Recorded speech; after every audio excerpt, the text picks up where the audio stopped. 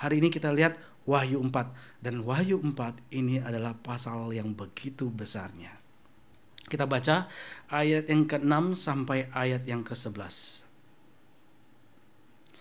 Wahyu pasal 4 ayat 6 sampai 11 bersama-sama. 1, 2, 3. Dan di hadapan tahta itu ada lautan kaca bagaikan kristal. Di tengah-tengah tahta itu dan di sekelilingnya ada 4 makhluk penuh dengan mata, di sebelah muka dan di sebelah belakang.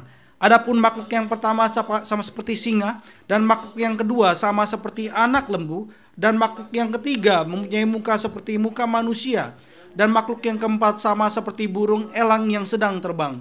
Dan keempat makhluk itu masing-masing bersayap 6. Sekelilingnya dan di sebelah dalamnya penuh dengan mata. Dan dengan tidak berhenti-hentinya mereka berseru siang dan malam, Kudus, kudus, kuduslah Tuhan Allah yang Maha Kuasa, yang sudah ada dan yang akan datang. Dan setiap kali makhluk-makhluk itu mempersembahkan puji-pujian dan hormat dan ucapan syukur kepada Dia yang duduk di atas tahta itu dan yang hidup sampai selama-lamanya, maka tersungkurlah ke-24 tua-tua itu di hadapan Dia yang duduk di atas tahta itu, dan mereka menyembah Dia yang hidup sampai selama-lamanya.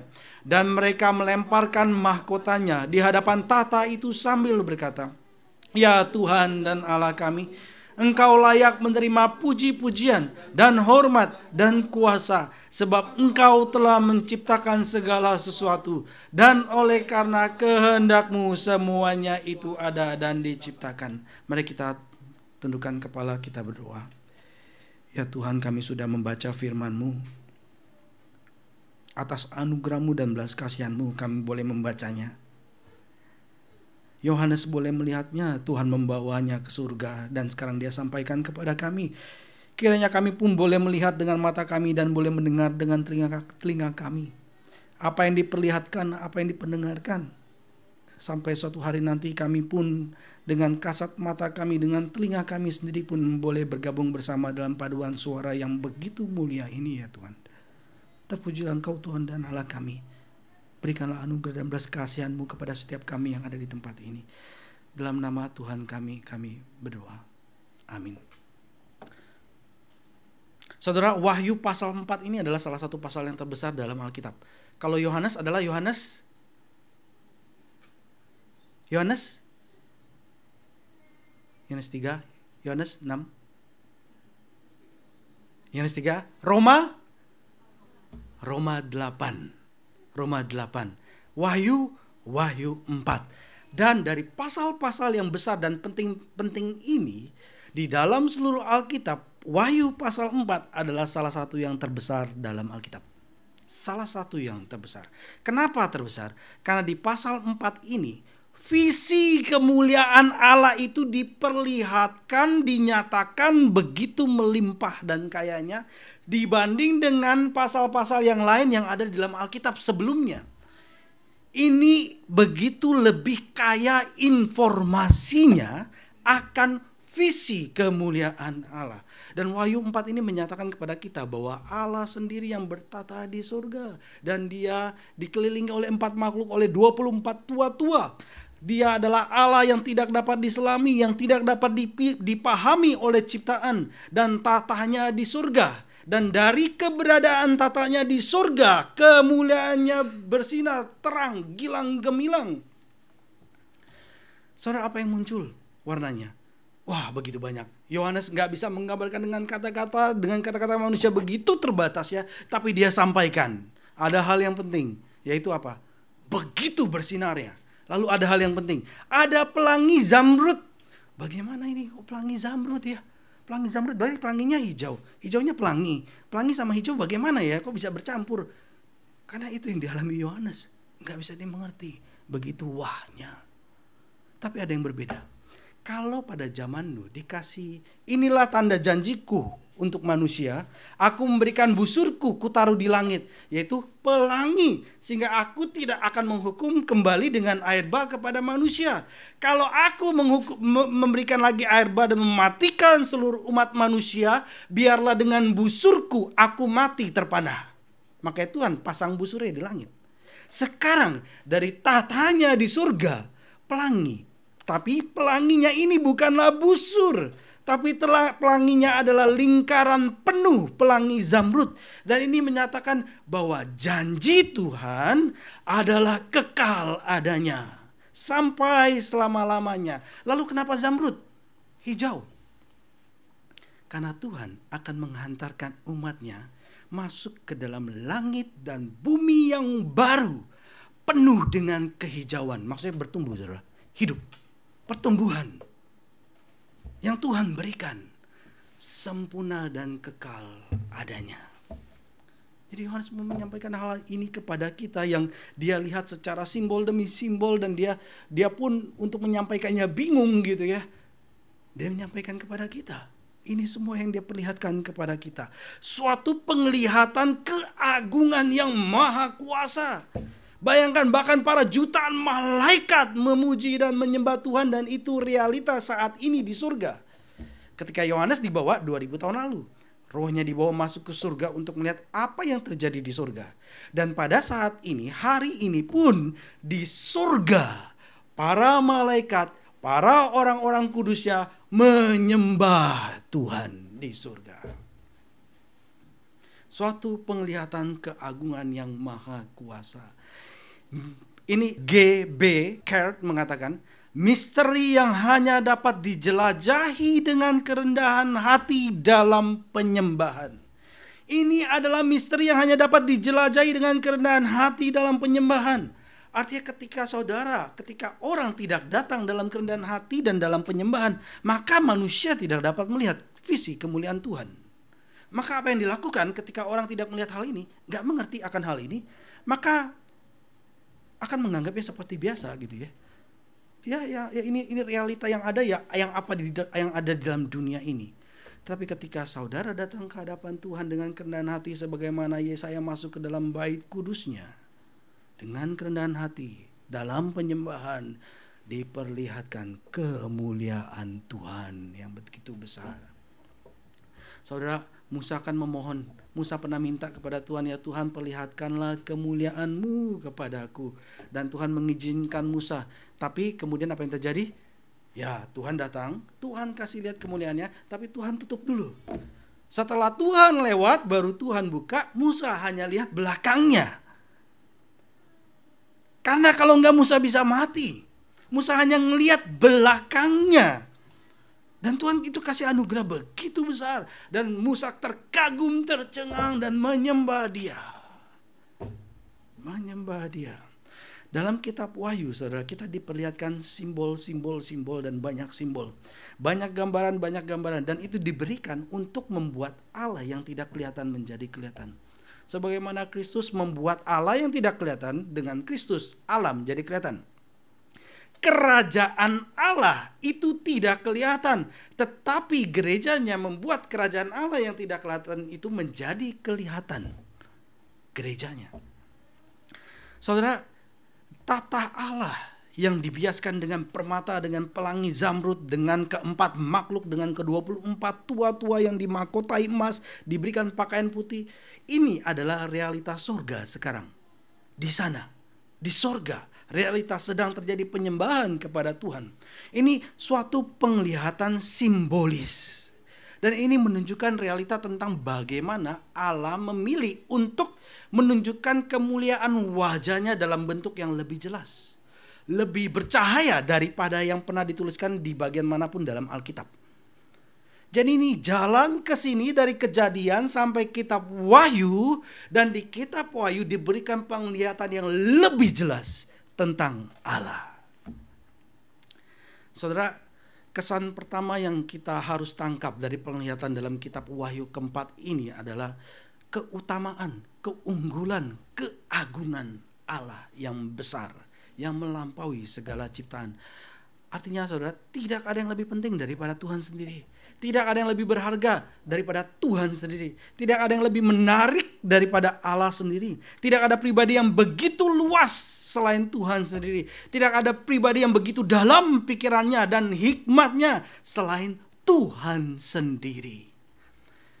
Saudara, kemuliaan dalam bahasa Ibrani itu apa? Kabod. Ya, jadi anaknya daripada imam yang dimatikan, siapa namanya di zamannya Samuel? Ikabod. Karena kemuliaan Allah telah hilang. Jadi ngerti ya sekarang ya? Kemuliaan dalam bahasa Ibrani adalah kabod. Kabod itu artinya berbobot. Punya value yang dalam, berbobot. Artinya adalah bahwa Allah memiliki sifat-sifat, memiliki karakter-karakter yang mulia, yang kelas berat. Bukan kelas ringan. Kelas berat sifat-sifat dan karakternya. Saudara, kelas berat itu seperti apa ya? Kita mendengarkan ada berita mungkin di medsos ya. Ada orang yang lagi travel ke Jepang ini. Istrinya hamil 6 bulan. Lalu pendarahan. Lalu anak kembar ini ketubannya pecah, lalu suaminya kontak orang hotel telepon ambulan, lalu dibawa ke dalam ambulan selama 2 jam untuk cari rumah sakit, tidak ada rumah sakit yang terimanya. Karena memang walaupun orang Jepang susah, orang asing pun terlebih lagi lebih susah. Karena turis, visanya turis, nggak ada asuransi, ditanya juga uangnya ada berapa, 20 juta, 30 juta rupiah, langsung tutup. 2 jam telepon gitu ya, sedangkan itu ketuban sudah pecah. Lalu sampai akhirnya ada satu rumah sakit pemerintah yang terima, yaitu di Tokyo Metropolitan, jadi Tokyo Otsuka Hospital, dari sini dekat. Dan saudara, itu untuk biaya istrinya keluar dari rumah sakit 1,5 juta yen. Artinya 160-an juta rupiah. Untuk istri bisa keluar dari rumah sakit. Dan hari ini keluar. Dan untuk anaknya yang kembar, satu anaknya satu hari adalah 300.000 yen. Artinya 30-an juta rupiah. 2 anak 60 juta rupiah satu hari. Dan anak ini harus dalam rumah sakit selama 3 bulan. Artinya berapa? 6M. 6M harus dikeluarkan. Mereka kerjanya apa? Mereka adalah orang yang baru mulai usaha online. Dagang rice cooker, dagang apa begitu. Orang tuanya juga pekerjaannya biasa-biasa saja. Bagaimana untuk bisa bayar ini? Dan ketika mendengar kabar ini, suaminya namanya Pak Agus, dia gemetar lututnya di depan rumah sakit, malam-malam gelap, dia menangis, dia duduk di tengah jalan. Bagaimana bisa bayar 6M? Itu kayak misalkan gaji kita sebulan berapa sih? Yang standar lah, misalkan 300.000 yen ya.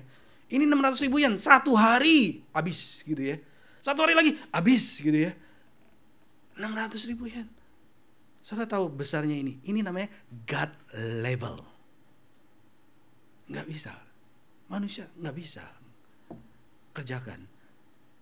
Dan apalagi ketika bicara 60M, 600M, 6 triliun. God level. Ya kira-kira begitu ya saudara. Tahu ya perbedaannya. Kalau kita ke rumah sakit bayar sengen gitu ya, 100.000, itu bukan God level. Itu biasa saja. Levelnya kita lah gitu ya. Yang kerja biasa di Jepang ini bayar 10.000, oh oke lah masih oke. 100.000, oh oke lah masih oke gitu ya. Tapi bilang goseng yong yaku mang eng, God level. Kira-kira seperti itu. Ini God level. Kemuliaan Tuhan adalah ya God level. Kabot, berbobot, kelas berat, punya bobot. Allah tidak terhingga, Allah tidak terselami. Bahkan iblis pun mencoba melawan Tuhan, menguasai Tuhan. Sepertinya kegagalan di mata manusia Tuhan balikan gitu ya. Supaya Tuhan semakin dimuliakan. Berulang kali seperti itu Tuhan lakukan. Hikmatnya tidak terselami. Pemikirannya tidak terbatas. Tidak ada seorang pun yang punya pengaruh yang lebih besar daripada Tuhan. Tidak ada yang memiliki posisi yang lebih tinggi daripada Tuhan. Tidak ada yang lebih layak untuk dihormati selain Tuhan. Tidak ada yang lebih diakui dan layak dipuji selain Tuhan. Bahkan dalam Yesaya 6 dikatakan, seluruh bumi penuh dengan kemuliaan Tuhan. Para malaikat katakan, tetapi pada umumnya manusia tidak melihatnya. Manusia mengabaikannya. Ini yang terjadi. Oleh sebab itu, di Wahyu 4, Tuhan mau kasih lihat kepada Yohanes, ini loh realita yang ada di surga. Ini loh realita yang akan diwujudkan di bumi ini hingga datang langit dan bumi yang baru, sehingga langit dan bumi bersatu penuh dengan kemuliaan Tuhan. Setiap lutut, setiap makhluk melihat dan mengakui akan kemuliaan Tuhan ini. Dan sekarang gereja Tuhan dibawa, setiap orang Kristen dibawa masuk untuk melihat visi kemuliaan Tuhan. Kemuliaannya tidak diberikan kepada yang lain dikatakan. Dan kemuliaannya direfleksikan melalui seluruh ciptaan. Sesungguhnya bumi penuh dengan kemuliaan Tuhan. Saudara, Wahyu 4 menyatakan kepada kita keunggulan Tuhan yang berbobot. Keutamaan Tuhan. Tetapi sebagaimana David Wells katakan mengenai apa yang dilakukan oleh mayoritas orang Kristen, khususnya kaum Injili, karena kita kaum Injili ya. Kaum Injili itu berbagai aliran, begitu banyaknya. Kaum Injili adalah berbeda dengan Katolik, gitu, jadi ada perbedaan Protestan sama Katolik gitu ya. Nah, David Wells yang adalah kaum Injili juga mengatakan mengenai mayoritas orang Kristen ini. Dia katakan demikian. Sebagai self kritik ya.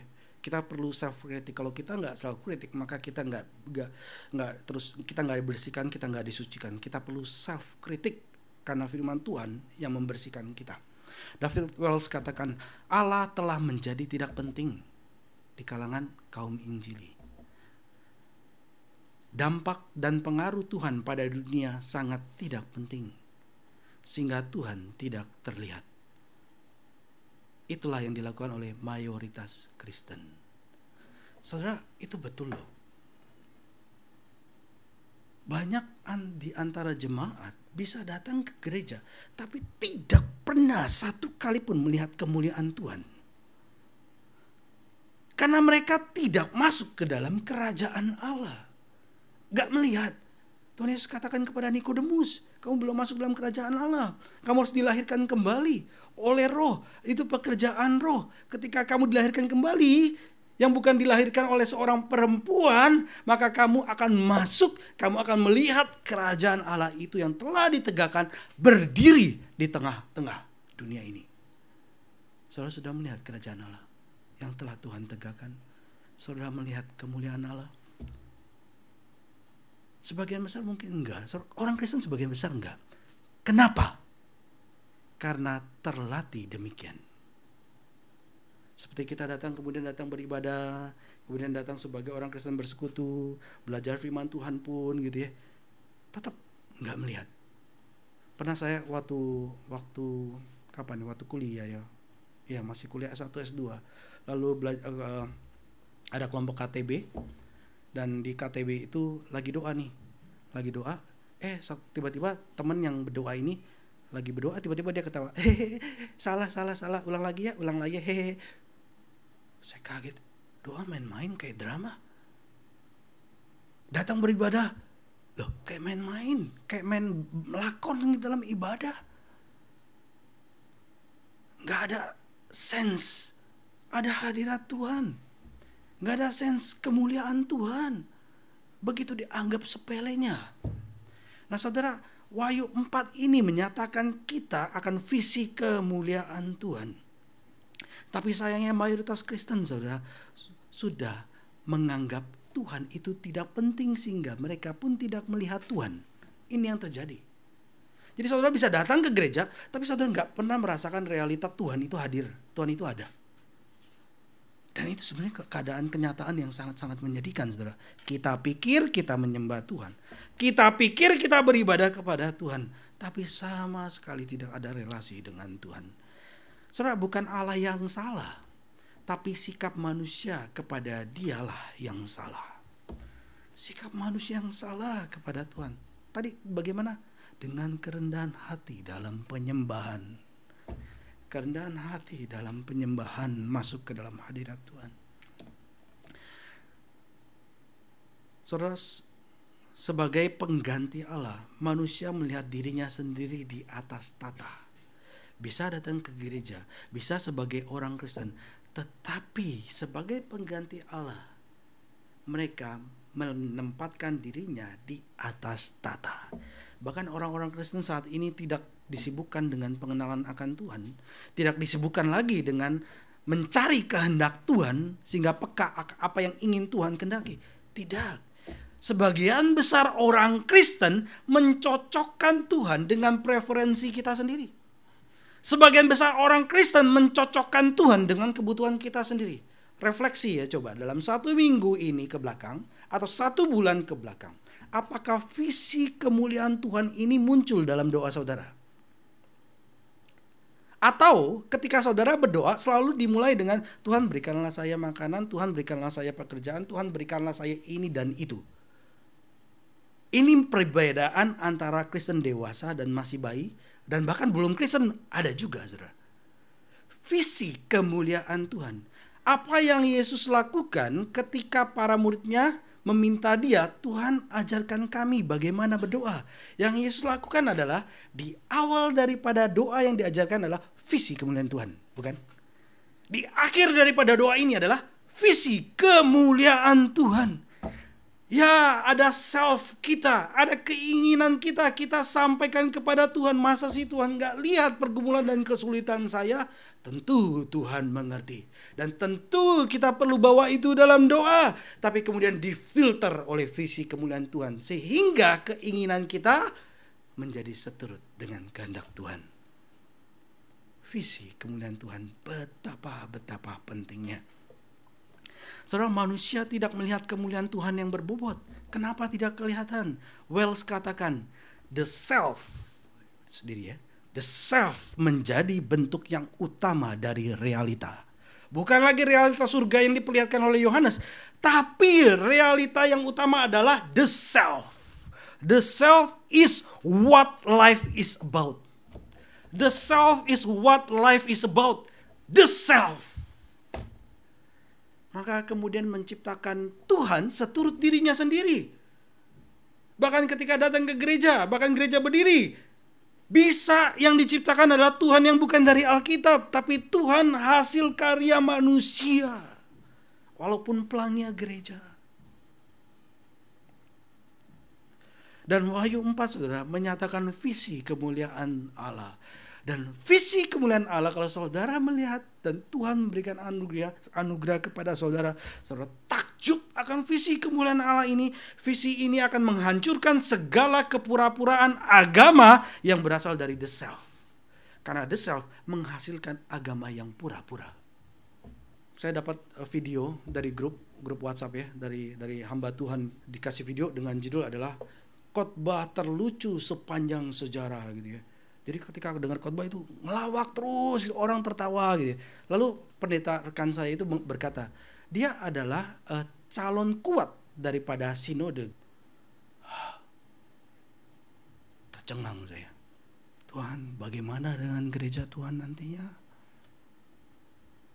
Kalau ini yang terjadi, bagaimana gereja-gereja di Indonesia?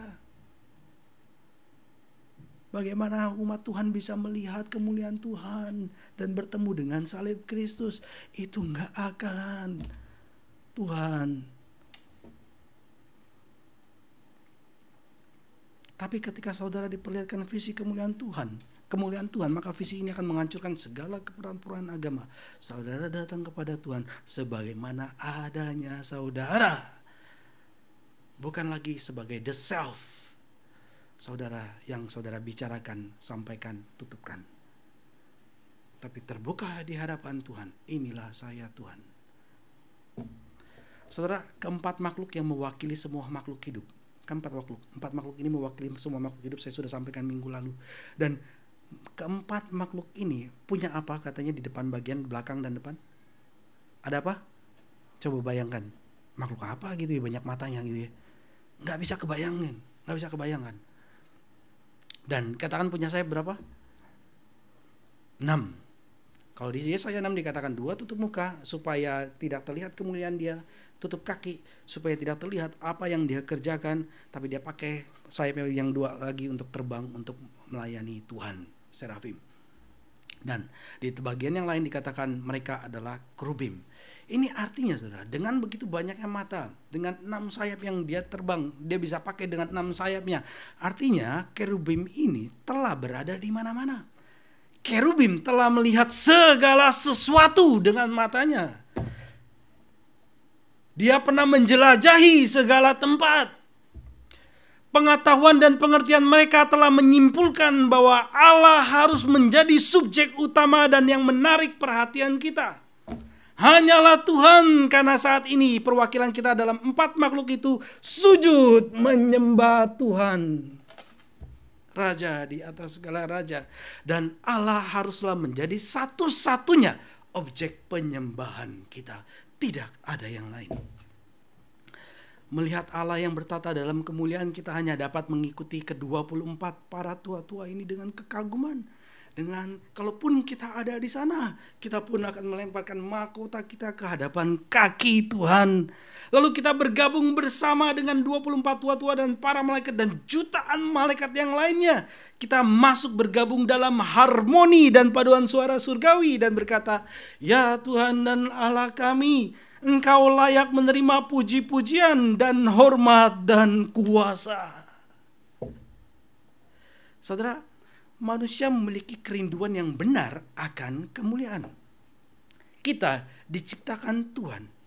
Dan kita ketika diciptakan Tuhan, kita ada pencarian untuk kemuliaan.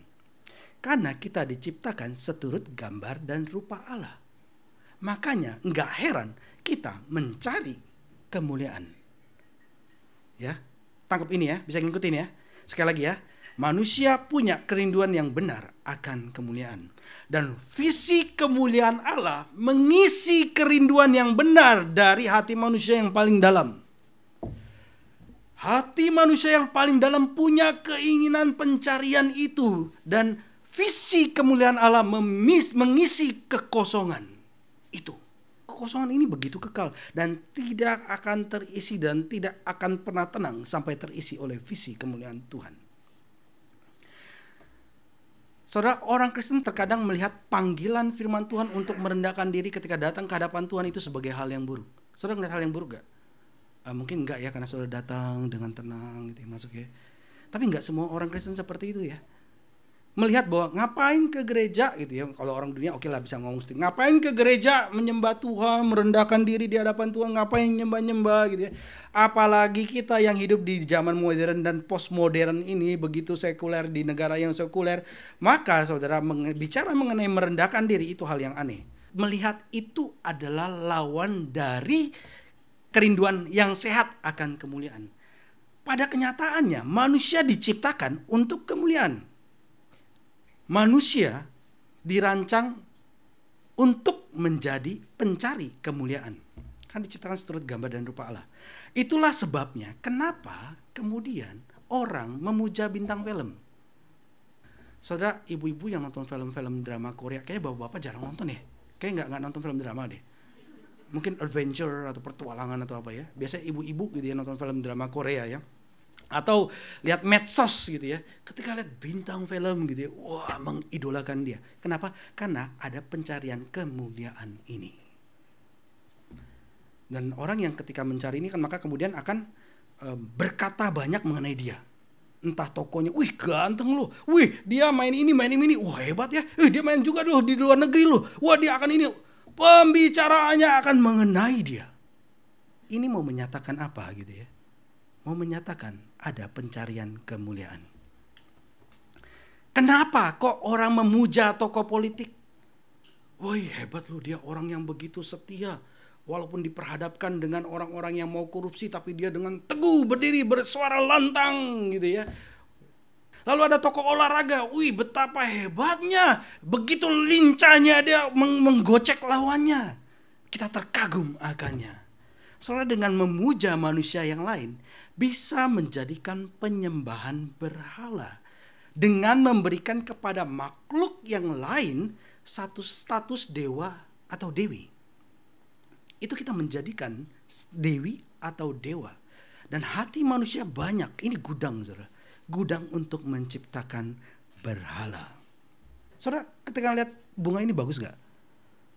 Bagus. Minggu lalu itu waktu bulan September warnanya apa? Ya, sebagaimana teriknya matahari di musim panas. Ini warnanya apa? Warna di musim gugur. Sebentar lagi kita akan banyak lihat daun yang seperti ini. Saudara, ketika ngelihat bunga ini, saudara, apa yang saudara dapat kesan pertama? Kenapa? Pujian. Oke, pujian kepada siapa? Bunga kamu bagus sekali. Kepada bunga? Bukan. Tapi kita kagum ya. Wah, kagum kepada dia yang buat. Siapa yang buat? Ibu Bele, Ibu Fitri? Ah, Saudari Fitri, ya, betul. Ibu Bele, Saudari Fitri? Ya, mungkin kita takjub gitu ya. Wah, kamu punya talenta yang luar biasa. Tapi kan kita nggak stop. Oh, bunga kamu indah sekali. Nggak stop di sini, nggak.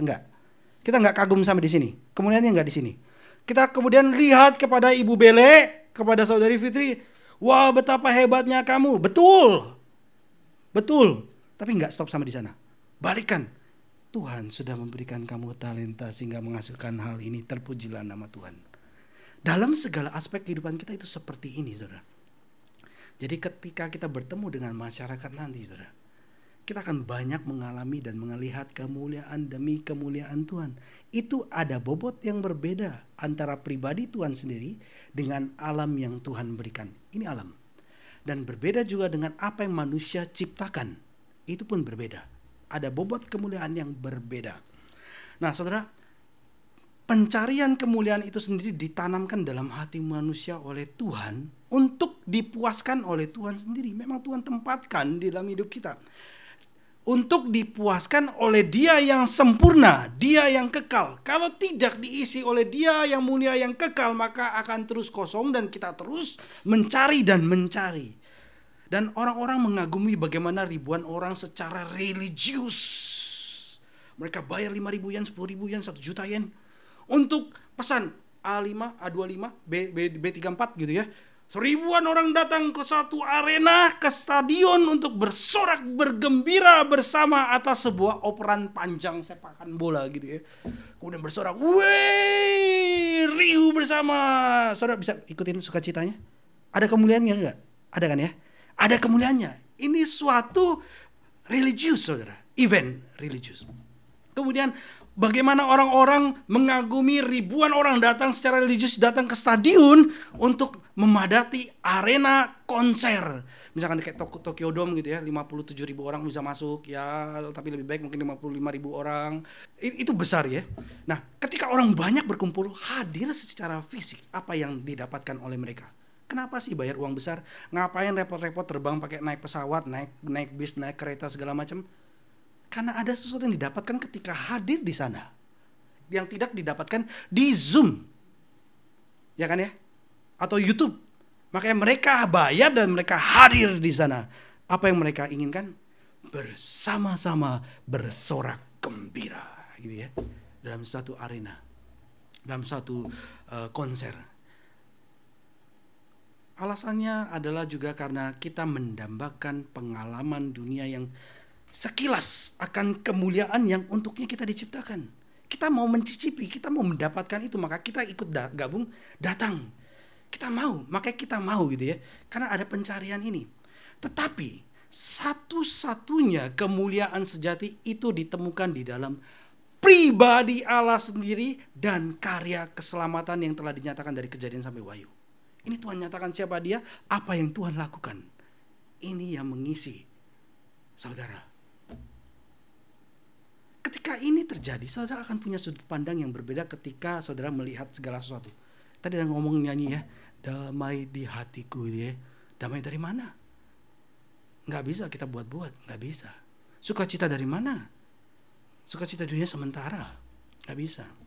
Saudara, orang Kristen harus menolak segala penyembahan berhala. Dan orang Kristen harus membuka hati kita bagi kemuliaan Allah. Dan inilah gambaran yang kita lihat dalam Wahyu 4. Ini yang kita lihat dalam Wahyu 4. Kemuliaan Tuhan berkobar di tengah-tengah ciptaan. Dan itu adalah kemegahan transenden dari Allah yang begitu mulianya. Dan dalam penglihatan Yohanes, keagungan ini Ini dimulai dengan ke-24 tua-tua dan segenap para malaikat mengelilingi kemudian menyembah Tuhan. Dan Wahyu memberikan kepada kita ini sebuah penglihatan yang begitu agungnya tentang kemuliaan surgawi. Tetapi sekali lagi kita seringkali memiskinkan diri kita sendiri.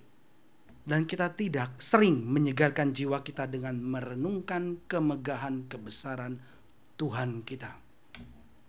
Sengaja atau mungkin ya lalai bisa. Tapi kita mungkin terbiasa dengan rutinitas dari Senin sampai Jumat, sampai Sabtu kerja, bangun, pergi kerja, pulang kerja, makan, tidur, pagi, besok pagi bangun lagi, pergi kerja, makan lagi, begitu seterusnya gitu ya. Tanpa pernah memikirkan, tanpa pernah memiliki visi kemuliaan Tuhan. Dan ini membuat jiwa kita kering. Jadi apa yang perlu kita lakukan? Segarkan jiwa saudara dengan visi kemuliaan Tuhan. Dengan merenungkan kemegahan Allah kita. Ini yang dinyatakan dalam Wahyu 4. Ini yang firman Tuhan nyatakan kepada kita. Suatu realita yang tak berkesudahan. More physical than physical now. Itu realita saudara. Makanya ada langit dan bumi yang baru dalam kekekalan. Dalam The Weight of Glory dari C.S. Lewis, dia mengatakan bahwa yang buat film Narnia, yang buat novel Narnia, dia katakan saat ini orang-orang percaya berada di luar kemuliaan yang kita lihat yang tercermin dalam alam. Saudara ketika melihat alam, saudara kagum nggak akan Tuhan? Kagum ya? Ya, itu pun adalah anugerah Tuhan sebenarnya. Tetapi kita bisa kagum, tapi itu kita masih di luar. Di luar daripada cerminan kemuliaan Tuhan yang ada dalam alam. Dan kemudian Lewis mengatakan, dia mendorong kita bahwa kita perlu untuk melihat kemuliaan yang tercermin dalam alam, walaupun kemuliaan itu lebih rendah. Wahyu 4 berbeda kan ya, ini bicara mengenai kemuliaan yang ada di alam. Walaupun ini lebih rendah bobot kemuliaannya karena dari alam, suatu ciptaan, tapi kita pun perlu melihat kemuliaan Allah yang tercermin ini. Saudara, kami baru pindahan rumah di pastori di Ikuta. Lalu kami begitu capeknya, kami begitu lelahnya, belum bisa bikin bed, belum bisa bikin apa-apa gitu ya. Jadi kami sekeluarga tidur di lantai begitu ya seadanya. Dan satu kamar kami tidur itu satu ruang kamar, di atas ada 5 kamar. Di satu kamar yang kami tidur itu jadi kan ada sisi begini, ada sisi begini kayak. Ini pintu dan ini tertutupnya. 2 sisi ini semua terbuka. 4 jendela gede, dan ini ada 1 jendela atau 2 jendela kecil. Jendela semua. Dan ketika kami berbaring di malam hari, kami ngelihat langit loh, bukan langit-langit ini, betul-betul langit. Ngelihat langit, bagaimana begitu bintangnya, begitu indahnya, ngelihat bulan. Wah, kami begitu terkagum. Tuhan ini begitu indahnya, tidak terlihat seperti yang ada di Tokyo. Karena biasanya lihat ini mungkin ya. Kami terkagum dan terpesona. Tuhan ini betapa indahnya. Lalu berapa 1 bulan lalu atau 3 minggu atau 2 minggu lalu, saya lupa, kan ada hujan ya. Ada guntur saut-sautan. Jeder. Wah, itu bisa kelihatan semua gitu. Betapa indahnya. Lalu waktu siang hari di tempat kami kerja, di sisi yang sama, tapi ini satu sisi ada berapa ya? 4 apa 8? Tapi ini banyak jendela, artinya kalau dingin banget, kalau panas banget. Plus minus. Lalu itu di depan kami hutan, di belakang kami hutan yang lebih besar lagi. Ikuta Ryokuchi, saudara bisa cek itu ya. Di 200 meter dari tempat kami itu gunung. Jadi ketika kami lagi kerja gitu ya, kami ngeliat burung elang terbang di atas, wih indahnya gitu ya, dengan pohon-pohon. Lalu satu hari juga mau hujan gitu ya. Lalu ada petir gitu, ceger gitu, suara itu kencang. Lalu burung-burung terbang dari pohon. Wih bagusnya, ini bukan kayak motor di Jakarta ya, bukan. Jauh-jauh. Ini betapa indahnya burung ini terbang. Lalu saya katakan juga, Fer juga katakan, wah betapa agung, betapa besarnya kemuliaan Tuhan. Itu kita bisa lihat di dalam alam. Jadi saudara traveling, ya, saudara pergi, silakan saudara traveling gitu ya.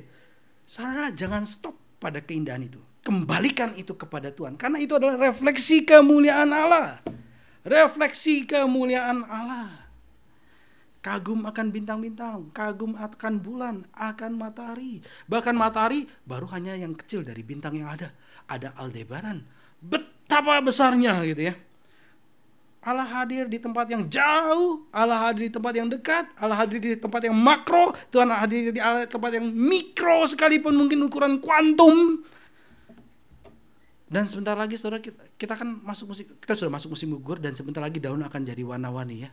Akan seperti ini, akan muncul. Itu betapa indahnya. Kembalikan kemuliaan kepada Tuhan. Dan ketika saudara lakukan hal itu bersama dengan tanaman, dengan burung-burung, saudara memuji Tuhan.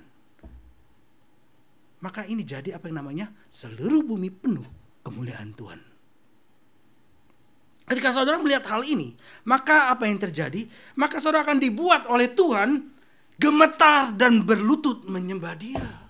Ini yang Tuhan lakukan kepada kita ketika kita masuk ke dalam hadirat-Nya. Saudara, ketika kita masuk melihat daun-daunan nanti akan jatuh kan ya. Dan kita ketika melihat hidup manusia itu enggak lama.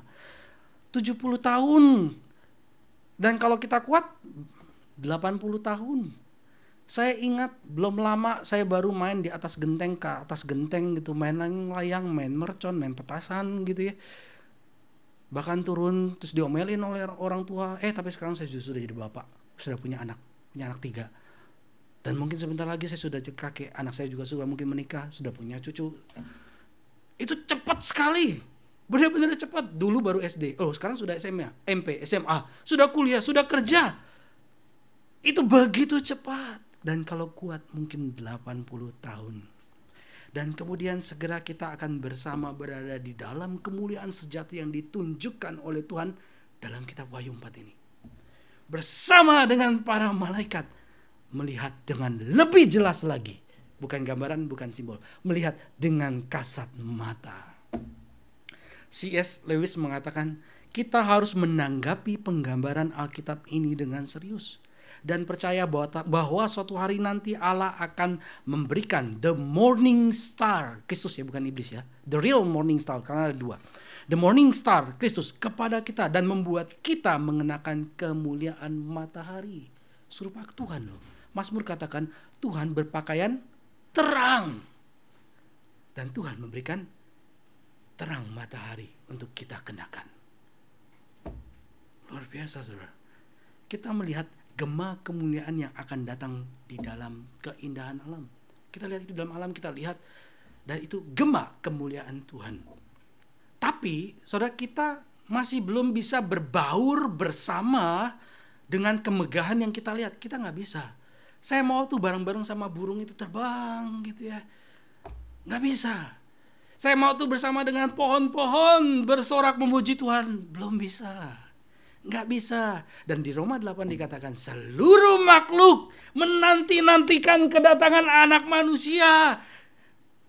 Merindukan kedatangannya. Sementara sambil di bumi ini sambil sakit mengerang.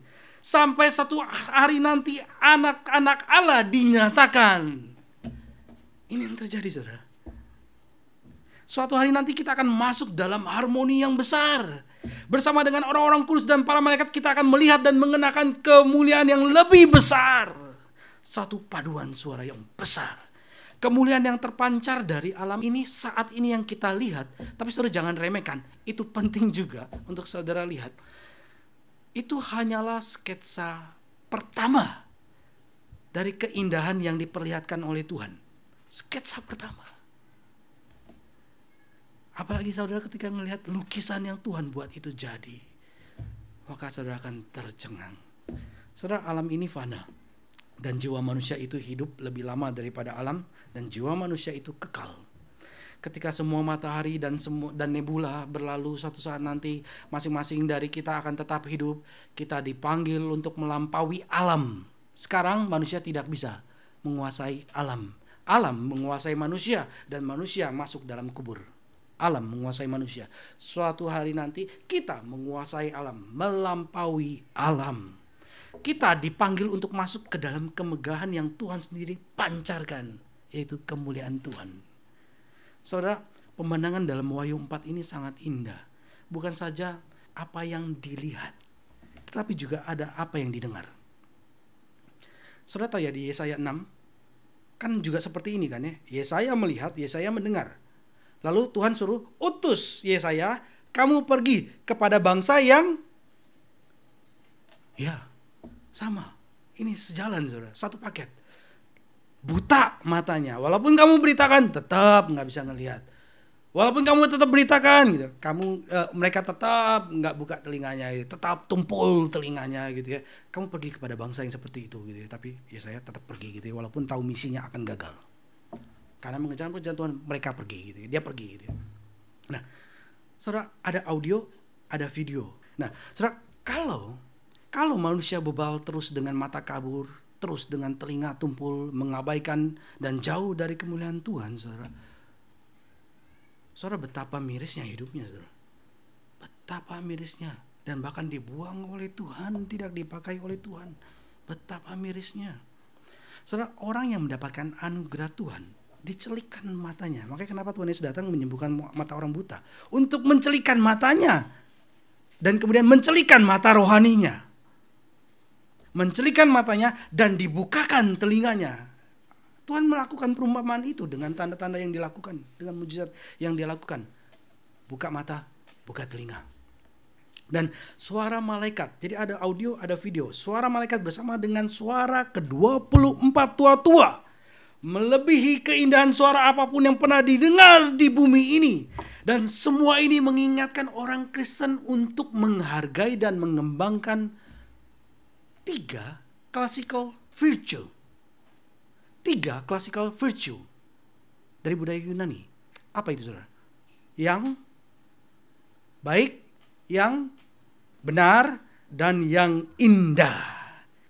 Ketika ada gerakan reformasi, ada sebagian dari antaranya menjauhkan warisan keindahan visual. Menjauhkan keindahan visual. Apa yang terjadi? Dan Luther sangat kesal sekali sih ketika melihat hal ini.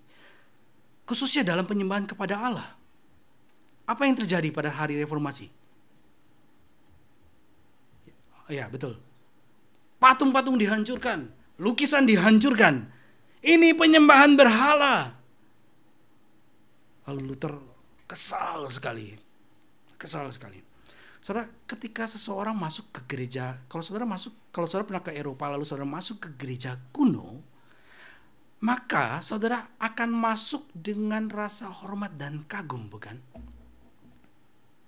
Berbeda dengan gereja-gereja kaum Injili pada umumnya.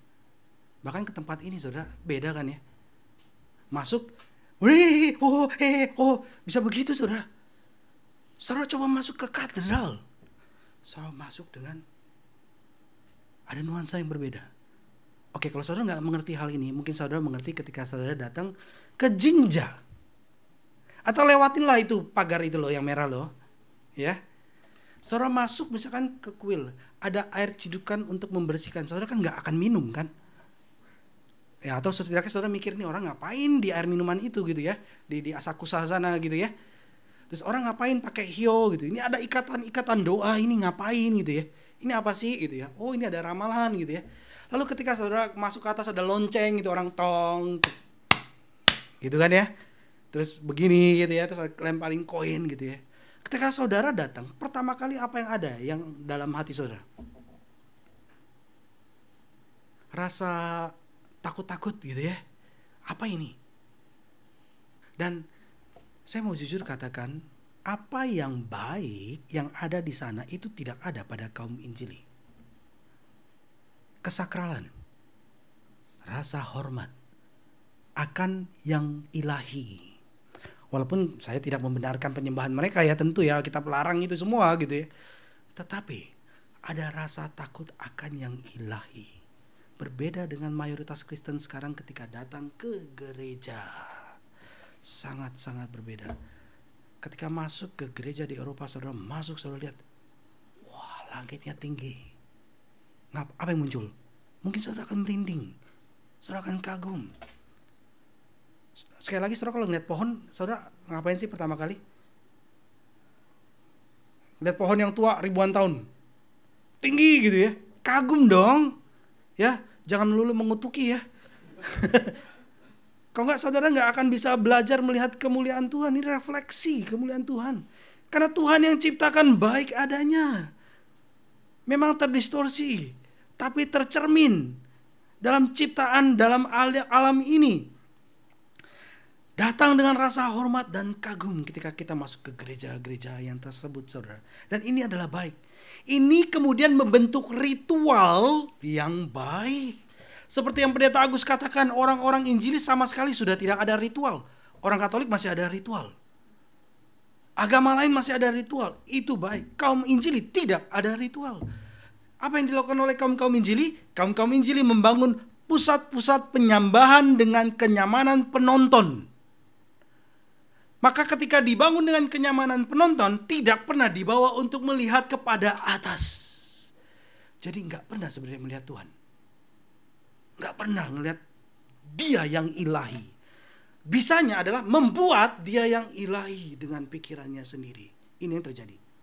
Dan saat ini kaum Injili mengarahkan pandangan kita secara horizontal kepada orang-orang di sekitar kita. Ini yang dilakukan. Maka akan banyak muncul kepura-puraan agama. Dan bukannya mengarahkan kepada Allah yang ada di atas, yang melihat kita dengan ketelanjangan kita. Dan ini masalah besar yang ada di Protestan, saudara. Saudara, saya mau ajak kita lihat 10 hukum Tuhan. Seperti yang saya katakan, pembacaan Alkitab itu pun Tuhan kasih anugerah bisa tepat sekali. Hari ini memang saya mau bawain ini. Kita buka Keluaran 20 yang tadi kita baca. Ya, kita lihat ya Keluaran 20. Kalau saudara cek, bisa di website, di Wikipedia, dan ini memang benar. Tradisi Yahudi, tradisi Katolik, Anglikan, tradisi Protestan itu berbeda. Punya 10 hukum, tapi 10 hukumnya berbeda. Loh, kok bisa berbeda? Sama-sama dari Exodus 20. Bedanya di mana? Bedanya adalah penempatan ayatnya di mana hukum pertama dan hukum kedua. Itu beda-beda posisinya. Coba lihat ya. Keluaran 20 ayat 1. Lalu Allah mengucapkan segala firman ini, ayat yang kedua, Akulah Tuhan Allahmu yang membawa engkau keluar dari tanah Mesir, dari tempat perbudakan. Ini adalah hukum pertama dari 10 hukum Tuhan dari orang Yahudi. Pada zaman Tuhan Yesus ini adalah hukum pertama. Pada zaman kita ini nggak masuk hukum pertama. Ini adalah pendahuluan. Di zaman yang kita orang Kristen, hukum pertama yang mana? Jangan ada padamu Allah lain di hadapanku. Hukum kedua apa? Di orang Kristen. Jangan membuat bagimu patung yang menyerupai apapun yang ada di surga, di langit, atau yang di bumi, di bawah, atau yang dalam air. Dan jangan sujud menyembah gitu ya. Jangan membuat patung dan jangan sujud menyembah. Ini hukum kedua orang Kristen. Tapi orang Yahudi dan seperti juga orang Katolik, hukum pertama adalah statement, Akulah Tuhan Allahmu yang membawa engkau keluar dari tanah Mesir dan dari tempat perbudakan. Jadi akhirnya, makanya kenapa ketika baca hukum kedua, jangan buat bagimu patung dan jangan sujud menyembah. Maka apa yang terjadi? Semua patung dihancurkan, semua lukisan dihancurkan. Ngerti ya? Kenapa? Karena nggak boleh. Ini hukum kedua. Jangan buat bagimu patung, jangan sujud menyembah kepadanya. Tetapi kalau lihat dari konteks sejarah 2000 tahun lalu, sebagaimana Tuhan Yesus lihat 10 hukum ini, hukum keduanya adalah jangan ada padamu Allah lain di hadapanku. Gak boleh ada Allah lain, gak boleh buat patung, jangan sujud menyembahnya. Jadi konteksnya apa yang besar? Buat patung atau jangan ada Allah lain? Jangan ada lain. Ngerti ya? Jadi boleh gak ada patung? Boleh buat patung. Masalahnya di mana? Ya, jadi berhala atau tidak. Betul. Betul, tepat sekali. Ini yang menjadi perbedaan. Dan ini firman Tuhan mengatakan demikian. Jadi saudara, apa dampaknya bagi kita, saudara? Sebenarnya Tuhan sudah menyatakan ini di dalam kemah suci, di dalam bait suci. Apa yang ada di atas tabut perjanjian? Patung. Ya, patung. Kerubim. Ya kan ya? Apa yang ada di dalam kemah suci dan dalam bait suci, hiasannya, visualnya ya. Apa? Bukan kerub, itu di tirainya ya, tirai bagian dalam kemah suci. Tanaman, pohon-pohon, untuk menggambarkan bagaimana Taman Eden. Tamannya di mana Allah pernah menginjakkan kakinya di sana. Itulah kemah suci dan bait suci. Itulah rumah Tuhan. Jadi dikasihkan visual kepada manusia untuk melihat. Jadi patung, lukisan itu baik. Tentu ya kita nggak bicara mengenai lukisan yang sembarangan ya, enggak ya. Tentu ada juga gitu ya. Kita bicara yang baik, bicara virtue gitu. Dan banyak orang Kristen salah menafsirkan mengenai hal ini, maka kemudian menolak semua gambaran visual dalam ibadah. Flyer gitu ya, nggak boleh gitu ya. Museum, patung, nggak boleh gitu. Dan saudara tahu, desain yang terindah di masterclass kemarin Pak Tong ada bilang sih, bangunan Yunani itu kan indah kan ya. Amerika pun bahkan bikin bangunan untuk mahkamah agamanya itu adalah dengan pilar daripada Yunani, karena itu bicara demokrasi ya. Lalu dari pilar itu ada pilar yang sama tetapi begitu indahnya, yaitu pilar itu ada 6, tetapi itu bukan pilar sebagaimana tembok hanya ke atas, tetapi itu adalah manusia dengan segala lekukannya yang begitu indah. Sehingga itu menjadi keindahan yang luar biasa ketika melihatnya. Begitu indahnya. Kalau saudara kita ke Eropa nanti kita lihat ke sana ya kalau boleh ya. Begitu indahnya. Saudara pergi travel, saudara sebagai orang Kristen justru bisa menikmati lebih lagi. Saudara, jadi sekali lagi Alkitab tidak melarang keindahan visual tempat-tempat ibadah karena Tuhan telah merancang beauty. Bahkan Allah merancang beauty to provoke worship. Ketika melihat keindahan, ketika melihat apa yang benar dan yang baik dan yang indah itu provoke worship. Ini yang diperlihatkan dalam Wahyu 4, membuat kita kemudian menyembah Dia. Saudara, Alkitab dan secara khususnya kitab Wahyu ini mendorong kita menumbuhkan keindahan dalam ibadah kita. Menumbuhkan keindahan dalam ibadah kita secara visual melalui ruang-ruang ibadah yang dirancang khusus. Ruang ibadah dirancang khusus untuk mengangkat jiwa kita kepada Tuhan.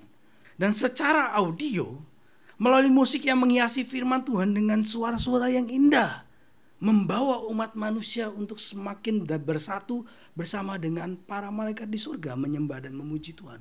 Itu ibadah yang baik. Ada gedung, ada orang.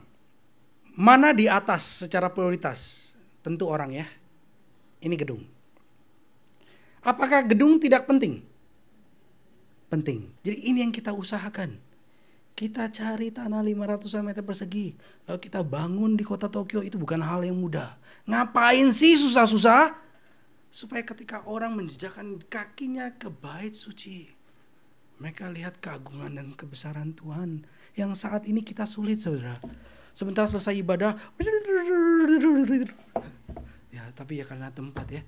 Tapi berharap saudara, Tuhan boleh mempertemukan kita dengan tanah itu dan kemudian kita membangun gereja Tuhan. Jadi saudara, monumen sama movement mana lebih penting? Monumen sama movement mana yang di atas? Movement. Oke, sekarang sekali lagi ya, pertanyaan terakhir. Kemuliaan pribadi, visi kemuliaan Tuhan dengan visi kemuliaan yang ada dalam alam, mana yang di atas dan di bawah? Gampang ya. Tuhan dengan sifat dan karyanya Tuhan, itu kemuliaan yang di atas. Tapi perlu nggak kita melihat keindahan kemuliaan Tuhan dalam alam? Perlu. Silakan saudara menikmati itu. Ketika saudara main game, saudara terkagum nggak? Kagum loh. Kok bisa orang menciptakan game yang begitu indahnya animasinya, dengan cerita storytelling yang menggerakkan hati. Bahkan manusia pun bisa mencucurkan air mata ketika menyaksikan suatu film atau drama. Kembalikan kemuliaan kepada Tuhan. Saudara bisa melihatnya hal itu. Jadi saudara bukan menjadi orang Kristen yang sempit. Orang Kristen yang berhati luas.